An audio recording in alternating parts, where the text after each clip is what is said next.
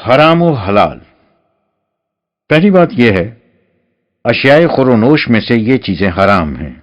پہلی، لحم خنزیر یعنی سور کا گوشت۔ نمبر 2، مردار۔ نمبر 3، بہتا ہوا لہو۔ اور نمبر 4، جس چیز کو خدا کے سوا کسی اور کی طرف منسوب کر دیا جائے۔ انما حرم عليكم الميتة والدم ولحم الخنزير وما احل به لغير الله فمن اضطر غير باغ ولا عاد فلا اثم عليه ان الله غفور رحيم۔ سورت نمبر 2 آیت نمبر 173۔ اس کے علاوہ سورت نمبر 5 آیت نمبر 3 اور سورت نمبر 6 کی آیت 146 بھی ملاحظہ فرمائیں۔ مفہوم یہ ہے، اب یہ سن لو کہ خدا نے حرام کس کس چیز کو قرار دیا ہے۔ مردار، بہتا ہوا خون، جیسا کہ سورت نمبر 6 کی آیت نمبر 146 میں ہے۔ خنزیر کا گوشت، اور ہر وہ شے جسے اللہ کے سوا کسی اور کی طرف منسوب کر دیا جائے۔ اگر کبھی ایسی صورت پیدا ہو جائے کہ کھانے کے لیے اور کچھ نہ ملے اور تم جان بچانے کے لیے مجبور ہو جاؤ، تو ایسی حالت میں ان چیزوں کو بھی کھا سکتے ہو جنہیں حرام قرار دیا گیا ہے، بشرطے کہ تم واقعی مجبور ہو جاؤ اور تمہاری نیت قانون شکنی یا ہوس پروری کی نہ ہو۔ اضطراری حالت میں ان چیزوں کے کھانے سے تمہاری ذات پر جو مضر اثرات مرتب ہوں گے، قانون کے احترام کا محکم احساس تمہیں ان اثرات سے محفوظ رکھے گا اور تمہاری صلاحیتوں کی نشو و نما بدستور ہوتی رہے گی۔ اضطراری حالت کا فیصلہ قانون کی روح سے نہیں کیا جا سکتا، اس کا فیصلہ انسان خود ہی کر سکتا ہے، اور جس شخص کا خدا کے قانون پر ایمان ہے اس کے لیے اس کا فیصلہ کرنا کچھ مشکل نہیں۔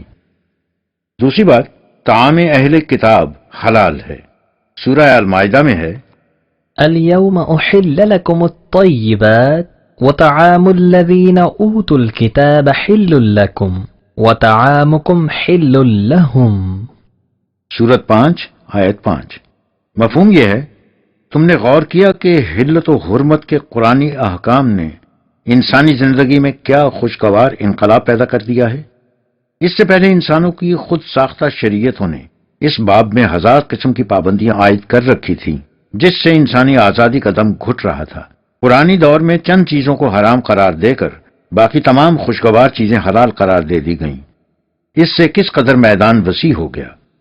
نیز اہل کتاب کے ہاں کا کھانا بھی تمہارے لیے حلال ہے، بشرطے کہ اس میں ایسی کوئی چیز نہ ہو جو تمہارے ہاں حرام ہے، اور وہ تمہارے ہاں کا کھانا اپنے لیے جائز سمجھیں۔ ظاہر ہے کہ اس کی بنیادی شرط یہ ہوگی کہ ان کے ہاں کھانے میں کوئی ایسی چیز نہ ہو جسے قرآن کریم نے حرام قرار دیا ہے۔ آیت کے آخری حصے سے مترشح ہوتا ہے کہ اس سے مقصود معاشرتی روابط قائم کرنا ہے۔ اہل کتاب میں سے جو لوگ مسلمانوں کے ساتھ معاشرتی روابط قائم نہ رکھیں، ان کے ساتھ ایسے روابط قائم نہیں رکھے جا سکتے۔ تیسری صورت یہ ہے، حالت احرام میں صید البحر یعنی پانی کا شکار تو حلال ہے، لیکن خشکی کا شکار حلال نہیں۔ يا أيها الذين آمنوا لا تقتلوا الصيد وأنتم حرم ومن قتله منكم متعمدا فجزاء مثل ما قتل من النعم يحكم به ذوى عدل منكم هديا بالغ الكعبة أو كفارة طعام مساكين أو عدل ذلك صياما ليذوق وبال أمره عفى الله عما سلف ومن عاد فينتقم الله منه والله عزيز ذو انتقام۔ أحل لكم صيد البحر وطعامه متاعا لكم وللسيارة وحرم عليكم صيد البر ما دمت حرما واتقوا الله الذي إليه تحشرون۔ سورت 5 آیت نمبر 95 اور 96۔ مفہوم یہ ہے، اے جماعت مومنین، تم حدود حرم کے اندر شکار مت کرو۔ ہم نے کعبے کو امن کا مقام قرار دیا ہے، جیسا کہ سورت نمبر 3 کی آیت نمبر 96 سے ظاہر ہے۔ ہماری اس ضمانت کا تقاضا ہے کہ انسان تو انسان، حیوان بھی اس کے اندر آ جائے تو اسے امن مل جائے۔ اگر تم میں سے کوئی حدود حرم کے اندر ارادہ شکار کر لے تو اس کا کفارہ یہ ہے کہ جو جانور تم نے مارا ہے اس کی مثل کوئی مویشی تحفتاً کعبہ تک پہنچا دیا جائے، تاکہ وہ ضرورت مندوں کے کھانے کے کام آئے، جیسا کہ سورت نمبر 22 کی آیت نمبر 28 میں کہا گیا۔ اس بات کا فیصلہ کہ کون سا جانور اس جانور کے ہم پلہ ہے جسے شکار کیا گیا تھا، تم میں سے 2 صاحب انصاف آدمی کریں، جنہیں اس کا علم ہو کہ کون سا جانور کس جانور کے ہم پلہ ہوتا ہے، یا اس کا کفارہ اس جانور کی قیمت کے برابر مسکینوں کا کھانا ہے یا اس کے برابر روزے رکھنا۔ اس حساب سے جس کا ذکر سورت نمبر 5 کی آیت نمبر 89 میں کیا گیا ہے، یعنی یہ کہ 3 روزے 10 مسکینوں کے کھانے کے برابر ہوتے ہیں۔ یہ اس لیے ہے کہ تم نے جو دیدہ دانستہ حدود شکنی کی ہے اس کا خمیازہ بھگتو اور تمہارا نفس پابندیوں کے احترام کا خوگر ہو جائے۔ یہ حکم اب سے نافذ ہوگا، اس سے پہلے جو ہو چکا سو ہو چکا، جو اس کے بعد ایسا کرے گا اسے سزا دی جائے گی، اس لیے کہ وہ قانون ہی نہیں ہوتا جس کی خلاف ورزی کی سزا نہ ہو، اور اگر اس کے پیچھے ایسی قوت نہ ہو جو اس سزا کو عمل میں لا سکے تو وہ قانون واز بن کر رہ جاتا ہے۔ لہذا نظام خداوندی میں قانون شکنی کی سزا بھی ہے اور ایسی قوت بھی جو اس سزا کو نافذ کر سکے۔ یہ پابندی کے حدود حرم کے اندر شکار کرنا حرام ہے، خشکی کے جانوروں تک محدود ہے۔ جہاں تک پانی کے جانوروں کا تعلق ہے ان کا کھانا جائز ہے، خواہ انہیں تم خود شکار کرو یا انہیں پانی اچھال کر خشکی پر پھینک دے، یا پانی کے پیچھے ہٹ جانے سے وہ خشکی پر رہ جائیں۔ یہ تمہارے لیے اور اہل قافلہ کے لیے سامان زیست ہے، سو تم قوانین خداوندی کی نگہداشت کرو جس کی خاطر تم ہر طرف سے کھنچ کر اس مرکز میں جمع ہوتے ہو۔ چوتھی صورت یہ ہے، حلال جانوروں میں سے جس پر اللہ کا نام لیا جائے وہ حلال ہے، جس پر اللہ کا نام نہ لیا جائے وہ حلال نہیں۔ سورہ انعام میں ہے، فَكُلُوا مِمَّا ذُكِرَ اسْمُ اللَّهِ عَلَيْهِ إِن كُنتُم بِآيَاتِهِ مُؤْمِنِينَ۔ سورت نمبر 6 آیت نمبر 119۔ مفہوم، اے جماعت مومنین، جس جانور پر ذبح کے وقت اللہ کا نام لیا جائے اسے کھاؤ۔ یہ قوانین خداوندی پر تمہارے ایمان کا تقاضا ہے۔ اس کے بعد ہے، وَمَا لَكُمْ أَلَّا تَأْكُلُوا مِمَّا ذُكِرَ اسْمُ اللَّهِ عَلَيْهِ وَقَدْ فَصَّلَ لَكُم مَّا حَرَّمَ عَلَيْكُمْ إِلَّا مَا اضْطُرِرْتُمْ إِلَيْهِ۔ سورت نمبر 6 آیت نمبر 120۔ مفہوم ہے، جب اللہ نے تمہیں واضح طور پر بتا دیا ہے کہ کون کون سی چیزیں حرام ہیں، تو جن چیزوں کو اس نے حلال طیب قرار دیا ہے ان پر اللہ کا نام لے کر کھانے میں کیا تردد ہو سکتا ہے؟ انہیں اگر خدا کے سوا کسی اور کی طرف منسوب کر دیا جائے تو وہ حرام ہو جاتی ہیں۔ اس کے بعد ہے، وَلَا تَأْكُلُوا مِمَّا لَمْ يُذْكَرِ اسْمُ اللَّهِ عَلَيْهِ وَإِنَّهُ لَفِسْقٌ۔ سورت نمبر 6 آیت نمبر 122۔ مفہوم ہے، جس پر اللہ کا نام نہ لیا جائے وہ حلال نہیں۔ ان احکام سے واضح ہے کہ نمبر 1، حلال جانوروں میں سے بھی انہی کا گوشت حلال ہے جن پر اللہ کا نام لیا جائے۔ نمبر 2، جن پر غیر اللہ کا نام لیا جائے وہ بھی حرام ہیں، اور جن پر اللہ کا نام نہ لیا جائے، خواہ کسی اور کا نام لیا جائے یا نہ لیا جائے، وہ بھی حرام ہیں۔ اللہ تعالیٰ نے حلال کے ساتھ طیب بھی کہا ہے، حلالاً طیبہ، سورت نمبر 2 کی آیت نمبر 168۔ طیب کے معنی ہیں خوشگوار، ذوق اور پسند کے مطابق، یا صحت کے لحاظ سے مناسب۔ اس کے معنی یہ ہیں کہ ضروری نہیں کہ انسان ہر حلال چیز ضرور کھائے۔ حلال چیزوں کے کھانے کی ممانعت نہیں، ان میں سے جو مناسب اور پسند ہوں انہیں کھایا جائے، جو ناپسند یا ناموافق ہوں انہیں بے شک نہ کھایا جائے، لیکن اس کے یہ معنی نہیں کہ تم انہیں حرام سمجھ لو، وہ حلال ہی ہیں، صرف تمہارے نزدیک طیب نہیں۔ پھر یہ کہ جس طرح حرام کو حلال قرار دینے کا اختیار کسی کو نہیں، اسی طرح حلال کو حرام قرار دینے کا بھی حق کسی کو نہیں۔ قرآن کریم میں متعدد مقامات پر اس کی تصریح آئی ہے، مثلا سورہ مائدہ میں ہے، يا أيها الذين آمنوا لا تحرموا طيبات ما أحل الله لكم ولا تعتدوا إن الله لا يحب المعتدين وكلوا مما رزقكم الله حلالا طيبا واتقوا الله الذي أنتم به مؤمنون۔ سورہ 5 آیات نمبر 87-88۔ مفہوم ہے، اے جماعت مومنین، ایسا نہ کرنا کہ جن خوشگوار چیزوں کو خدا نے حلال قرار دیا ہے انہیں اپنے اوپر حرام قرار دے لو، نہ ہی یہ کہ جن چیزوں پر اس نے پابندیاں عائد کی ہیں تم ان پابندیوں کو توڑنے لگ جاؤ۔ حد سے گزر جانا یعنی افراط و تفریط دونوں اطراف میں برا ہوتا ہے۔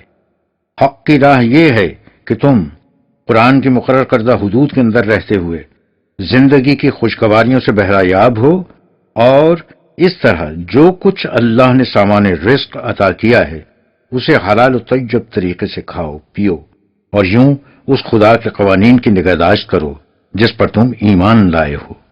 سورہ یونس میں ہے، قل أرأيتم ما أنزل الله لكم من رزق فجعلتم منه حراما وحلالا قل الله أذن لكم أم على الله تفترون۔ سورت 10 آیت 59۔ مفہوم ہے، ان سے پوچھو کیا تم نے کبھی اس پر بھی غور کیا ہے کہ اللہ نے جو تمہارے لیے سامان رزق پیدا کیا ہے تم اس میں سے خود ہی اپنے معتقاد کے مطابق کسی کو حلال قرار دیتے ہو، کسی کو حرام۔ ان سے پوچھو کہ کیا اللہ نے تمہیں اس کی اجازت دے رکھی ہے کہ تم خود ہی حرام و حلال کے فیصلے کرنے لگ جاؤ؟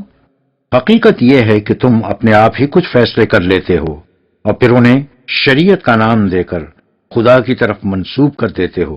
یہ بہت بڑا افتراء ہے۔ سورہ النحل میں ہے، ولا تقولوا لما تصفوا ألسنتكم الكذب هذا حلال وهذا حرام لتفتروا على الله الكذب إن الذين يفترون على الله الكذب لا يفلحون۔ سورہ 16 آیت 116۔ مفہوم یہ ہے، اور دیکھو ایسا نہ کرو کہ تمہاری زبان پر جو بات جھوٹی آ جائے اسے بے دھڑک بیان کر دیا کرو، اور یوں ہی کہہ دیا کرو کہ یہ حلال ہے اور وہ حرام۔ حلال و حرام کے تعین کا اختیار صرف خدا کو ہے، اور اس نے اپنی کتاب میں اس کی وضاحت کر دی ہے۔ اس کے بعد اپنی طرف سے حلال اور حرام کی فہرست مرتب کرنا خدا کے خلاف افترا پردازی ہے، اور جو لوگ خدا کے خلاف افترا کرتے ہیں وہ کبھی کامیاب نہیں ہو سکتے۔ سورہ اعراف میں بڑی تحدید سے کہا، قل من حرم زینة اللہ التي اخرج لعباده والطیبات من رزق۔ سورت 7 آیت 32۔ مفہوم ہے، ان سے پوچھو کہ زیب و زینت کا سامان یا خوشگوار کھانے پینے کی چیزیں جنہیں خدا نے حلال قرار دیا ہے وہ کون ہے جو انہیں حرام قرار دے سکے؟ گویا خدا کے حلال قرار دادا کو حرام قرار دینا خدائی اختیارات میں شریک ہونا ہے، اس لیے اس کا حق کسی کو حاصل نہیں ہو سکتا۔ جو کچھ حرام قرار دیا جانا مقصود تھا اسے خدا نے اپنی کتاب میں وضاحت سے بتا دیا۔ اس کے علاوہ ہر شے حلال ہے، اور کسی کو حق حاصل نہیں، اور کسی کو حق حاصل نہیں کہ انہیں حرام قرار دے دے۔ جیسا کہ اوپر کہا گیا ہے، حلال چیزوں میں سے جو کسی کو پسند نہ ہو یا اس کے مزاج کے موافق نہ ہو اسے بے شک نہ کھایا جائے، لیکن اس کے یہ معنی نہیں کہ وہ شے اس شخص پر یا کسی اور پر حرام ہو گئی ہے۔ اسی طرح اسلامی مملکت بعض مصالح کی بنا پر بعض چیزوں کے کھانے پینے پر پابندی عائد کر دیتی ہے، اس سے بھی وہ شے حرام نہیں ہو جاتی۔ اسے حلال پر وقتی پابندی کہا جائے گا، لیکن جن کے رتبے ہیں سوا ان کی سوا مشکل ہے۔ نبی اکرم صلی اللہ علیہ وسلم کو اپنے آپ پر اس قسم کی پابندی لگانے سے بھی منع کر دیا۔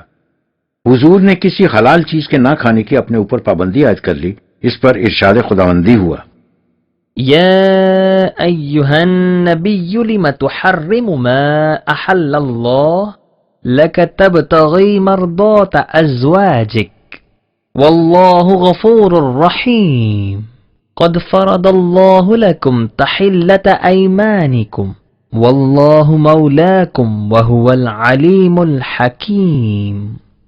سورت نمبر 66 آیت نمبر 1 سے 2۔ اے نبی، جس چیز کو اللہ نے تیرے لیے حلال قرار دیا ہے تم نے اپنی بیویوں کی رضامندی کی خاطر اسے نہ کھانے کی اپنے اوپر پابندی کیوں عائد کر لی؟ یہ تنبیہ اس لیے کی گئی ہے کہ تم پر خدا کی طرف سے سامان حفاظت اور ربوبیت کی کمی نہ ہو، نیز اس لیے بھی کہ تیرے کسی عمل کا اثر تیری اپنی ذات تک محدود نہیں رہتا۔ تم کسی چیز کو محض طبیعت کی ناپسندیدگی کی وجہ سے چھوڑ دو اور تیرے متبعین یہ سمجھنے کہ یہ چیز فی ذات ہی بری ہے اس لیے وہ بھی اسے اپنے اوپر حرام قرار دے لیں، تمہیں اس لیے بھی زیادہ احتیاط کی ضرورت ہے۔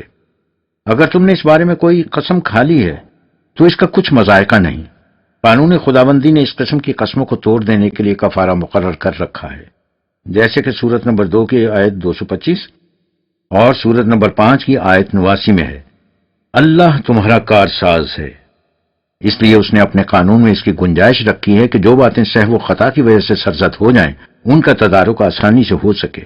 وہ انسانوں کی طبیعت کی کمزوری سے واقف ہے، اس لیے اس نے اپنے قانون کو حکمت پر مبنی رکھا ہے۔